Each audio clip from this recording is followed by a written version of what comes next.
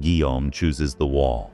He lifts his visor, throws himself into the breach, and his death is immediately retold by a dozen chroniclers as both heroism and ruin. The immediate consequence is stark. Without its master, the Templar defense collapses faster. The city is sacked, many who might have been ransomed are sold or slaughtered, widows and orphans multiply. Europe receives the news not only as loss, but as sanctified example. A grand master who preferred a holy death to the disgrace of flight, ensuring the Templars' honor remained intact, even as lives outside the Order's rings were destroyed. That choice reveals the psychological trap in a system where reputation guaranteed social, spiritual, and institutional capital. Death for honor often looked like the only moral arithmetic. This would be like a modern commander refusing evacuation, so his public image as a tough leader remains unblemished while his family and troops are left without a protector. The optics of courage outweighing the messy, unglamorous work of survival and care. In the end, Acre became a ledger where sanctity, spectacle, and social accounting replaced pragmatic judgment. Sitting in that calculus, it is terrifyingly easy to imagine, oh God, in that system, I would have done the same thing. He was a young knight, quartered in the battered camp before Acre's sleeves caked with salt and blood, watching the ships that kept hope flowing into the siege. From the chapel, a priest thundered the promise that had sent so many westward: remissionem omnium peccatorum, the forgiven sins that made risk feel like salvation. Around him, elder knights spoke in clipped phrases of honor and reputation. The chroniclers would later call them brave, but in the moment they were hungry men clinging to absolution and the praise of their peers. The camp smelled of brine, sweat, and incense. Every sermon felt like a contract to exchange life for eternal reward. On the walls, banners snapped and men sang until the iron in their teeth shone. Deus vult, bellowed a novice when orders called for another sally. Chivalric codes threaded through their decisions. To charge was to be honored, to hang back was to be shamed.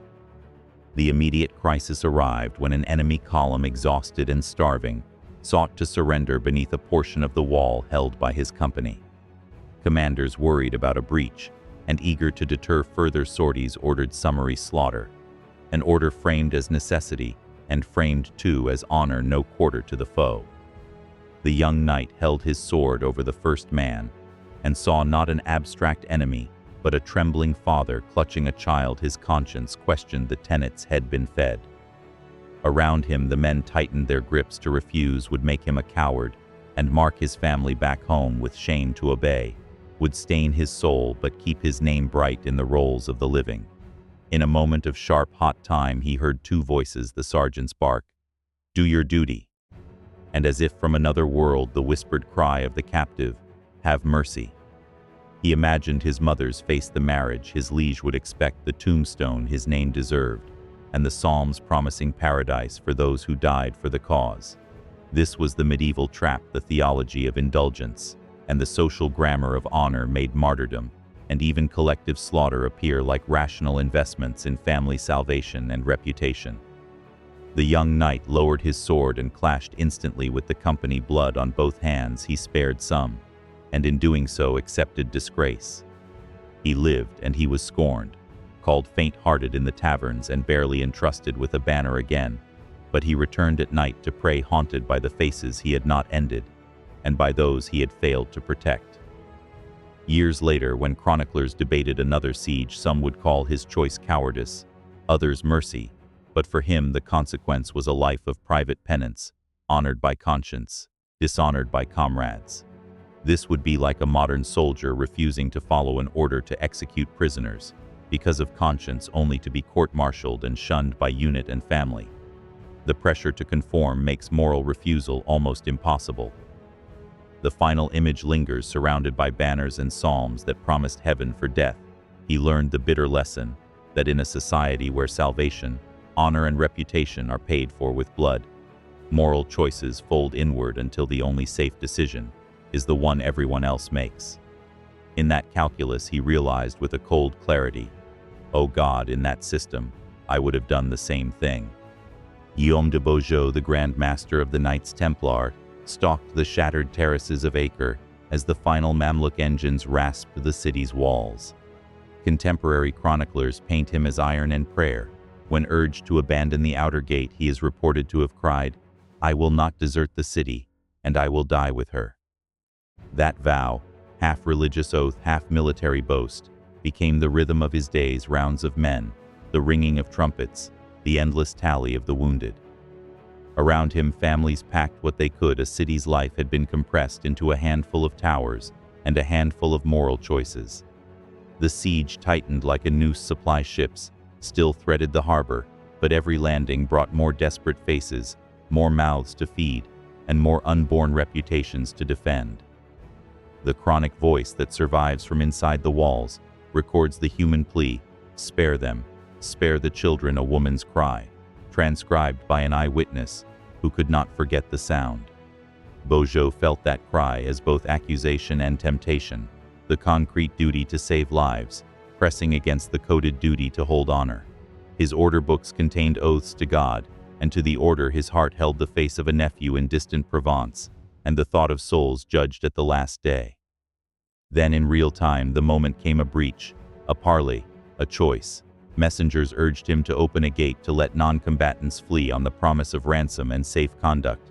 The Templar Council answered with the ancient logic of knighthood, holding the line, refusing to trade ground for shame. Beaujeu stood in the gateway, the sea light painting the sand-colored bodies of refugees around him.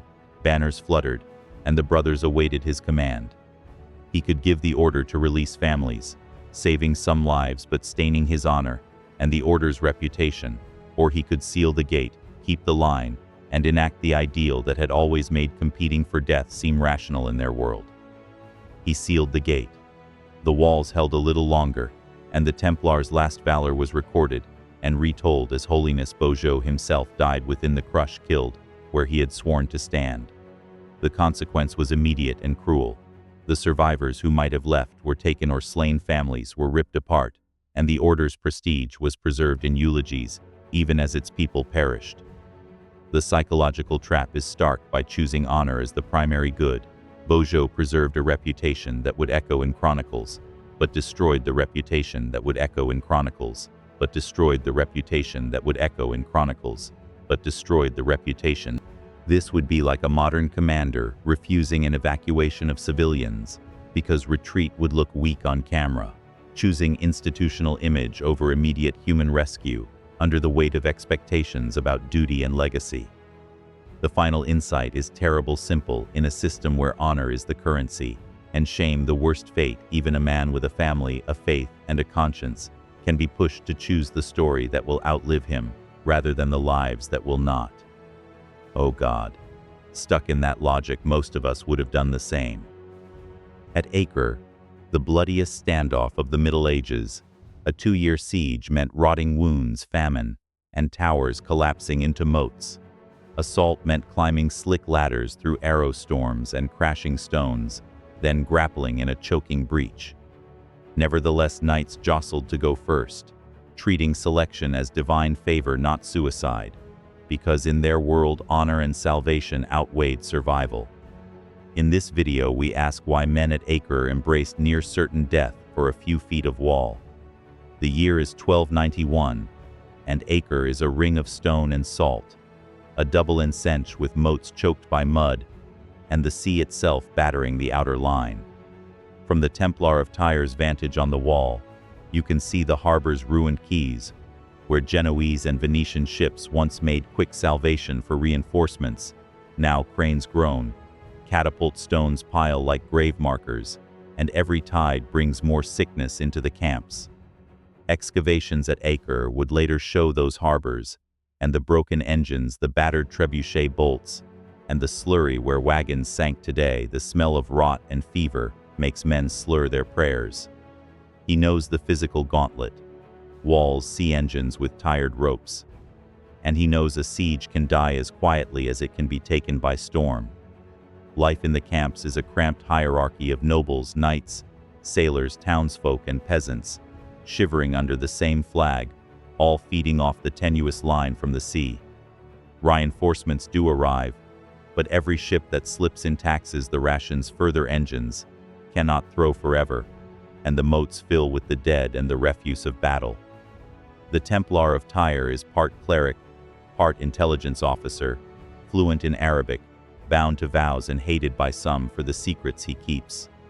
He watches a captain bark at a row of peasants, while a noble counts coin, and he thinks how easily the claim of holy purpose lets men justify hunger and slaughter. When the call comes, the knights answer with the old cry, not a tactical order but a moral armor, Deus Vult. Someone bellows and the sound folds across the battlements like a benediction and a blade. Inside that shout is a promise: dying in God's cause means salvation, failing the line means eternal shame. The Templar feels the weight of his habit and the weight of expectation, his name, his orders, honor, even the memory of a sister who married a merchant in Tyre. All hang on how he disease and supply strain twist policy into cruelty. Word reaches him that the Grand Master fears a breakout or a relief. Arriving for the enemy, he is given an order meant to be cold and simple: dispose of prisoners who might starve the garrison or rise in the streets. The camp's logic is brutal calculus: fewer mouths, fewer delays, preserved honor. The Templars march in a circle and chant to steady their hands the psalm on their lips: Non nobis domine, non nobis sed nomini, tuo da gloriam, as if glory can absolve an act of blood. He holds the rope over the quay where prisoners huddle, and in their faces he sees children, wives, and men whose towns his own merchants once traded with. Real time narrows to a single decision. A woman, salt-caked with a baby clutched to her breast, pleads in Arabic. A sailor at his back translates the words for him. Behind him, the Grand Master's steward ticks the roll: obedience or shame. The moat below heaves with mud, catapult stones thud and throw men off the parapet. A knight behind him spits: do it or be never trusted again. If he obeys, he will keep his sword arm and his place in the order, perhaps even a clean line in the chronicles. If he refuses, he will be hauled before the chapter, accused of cowardice and the name he carries, and the safety of his sister and her children in Tyre, if the city falls, will become a liability. He chooses honor. The prisoners are given to the sea or the blade. The woman's scream is another tide's noise. He has applauded his reputation intact, the order's morale steadied for a short while. But in the long nights he dreams of small faces in the quay's mud, and begins to hear the psalm not as absolution but as accusation. This would be like a modern soldier obeying an unlawful but widely accepted order to massacre civilians to avoid being ostracized, court-martialed, or killed by his own side. The social pressure and promise of institutional salvation making impossible acts seem required. The consequence is as precise as a struck bell. He kept his honor and his rank, but in that trade he sold his human conscience, ensnared by a system that turns mercy into treason and murder into sanctity. And in that trap, he knows with a cold clarity he might have done the same again. According to the Itinerarium Peregrinorum, Acre's long agony ended on 12 July 1191. The chronicle records a day-by-day collapse of resistance, until on that date the commanders and city elders came before the Christian camp to hand the place over. The king and princes inspected the terms, the clergy prayed, and the gates were yielded. The itinerary: I choose as my thread the city magistrate, the man who by office must carry out those terms. He is neither a great lord nor a famous knight. He is the recorder who keeps the seals, the husband whose wife and children sleep behind the merchant quarter. For months he has seen the market empty, the cisterns fall, the walls bristling with mangomels. Now at the dawn appointed by the itinerarium, he stands at the gate. His reputation, his family's roof, and the salvation of his soul are the ledger of choices pressed into his hands. At the surrender he listens as the chronicle says the capitulation was declared. On the 12th day of July the city was yielded to our banners. And he hears the leaders echo, they deliver unto us the keys and the hostages. Those two sentences, short legal final, become spoken realities. Around him knights talk of honor, and rights of war. Clergy speak of God's justice. Merchants whisper of ransom, and of the debts they hope to recover. He sees mothers clutching children labeled as hostages, and knows the terms require their handing over as guarantee of the agreement. Now the impossible moment: the magistrate is summoned to place the hostages, a dozen local families, before the banners. The Crusader commander's voice is blunt: hand them over, and the treaty stands. Refuse, and the city's leaders will be held guilty, and the oath broken. If he complies, the hostages will be taken. If he refuses, the knights will breach the towers and slaughter might fall unchecked on every quarter, including his own family. This would be like a modern mayor asked to hand over refugees to an allied force known to torture, where duty to treaty pressure from national leaders and fear for one's own family converge on a single decision. He signs.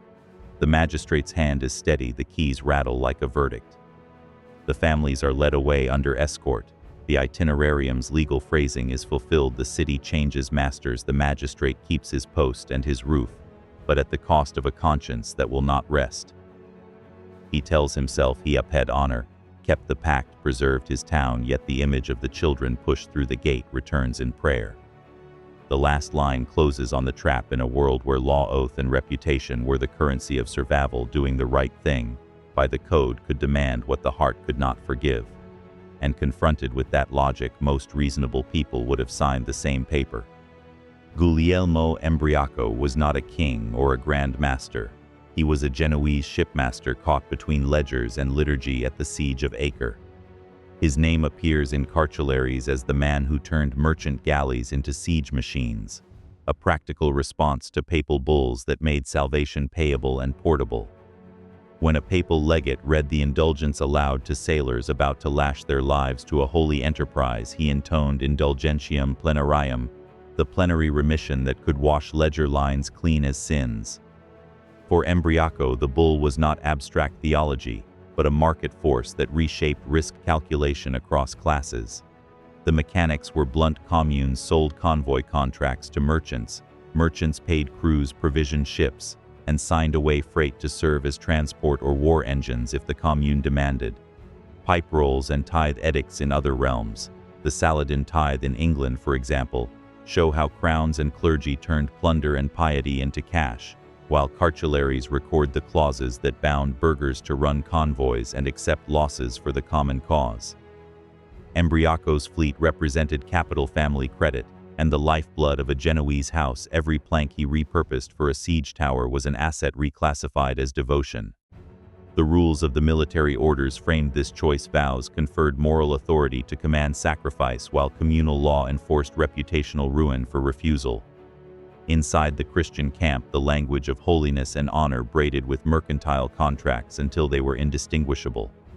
Templars and Hospitallers demanded obedience to strategy and to vow culture. The communes demanded their contracted services. The Pope promised salvation. When the cry went up from the ranks and the clergy, Deus Vult, it was both prayer and procurement, a rallying cry that doubled as a commercial incentive. For a merchant like Embriaco, those shouts were as compelling as a signed covenant. Join the assault and your family's name gains eternal credit. Refuse and the commune's notaries will ink you a pariah. The decisive moment came in the winter of the blockade. Embriaco stood at the beach watching his own cargo. Silks, provisions, letters, stripped from hulls to become gabions, masts and platforms for assault engines. The commune's magistrates and a Templar commander pressed him with different violences. One threatened contractual penalties and loss of citizenship. The other invoked vows and the eyes of God. He could protect his family's livelihood and sail home with freight intact, or order the dismantling that would render his house bankrupt, but his name immortal in Crusade narrative. Embriaco gave the order. His ships were broken into machines of war, his coffers strained, his descendants alternately honored and impoverished. The immediate consequence was fame and a stake in the new political order of Outremer. The longer consequence was the psychological trap, a system where communal honor, papal promise, and contractual enforcement made self-erasure rational. This would be like a modern CEO being offered immunity from prosecution and public glory for diverting company funds to a state project, where legal, social, and spiritual incentives collapse personal duty into collective spectacle. In that architecture of pressures, it is chilling but honest to admit, oh God, in that system, I would have done the same thing. Guillaume de Beaujeu, the hard-faced Grand Master of the Knights Templar, is the single thread we follow into the smoke and slaughter of Acre in 1291. He had arrived years earlier with a reputation to repair, a brotherhood to defend, and a ledger of vows that tied his name to the salvation of souls and the safety of wives and children who looked to the temple as a last firewall. In the cramped chapel, a hospitaller chaplain read aloud from a dying knight's will. In manus tuas domine commendo spiritum meum, the same line that had comforted dozens before him and promised eternal reward for earthly sacrifice.